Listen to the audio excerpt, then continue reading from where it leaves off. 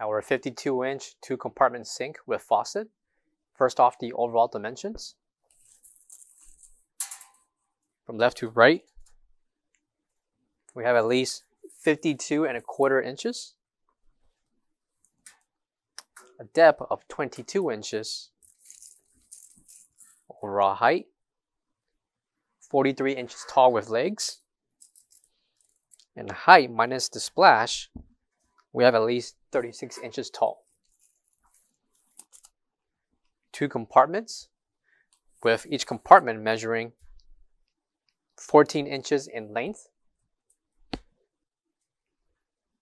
16 inches in depth,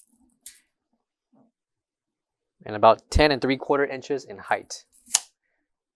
Measurements apply for the first and second bay for the sink. Included will be the strainer and sink stopper for left and right, along with the swivel head faucet with the mount measuring 9 inches and the spout measuring 10 inches.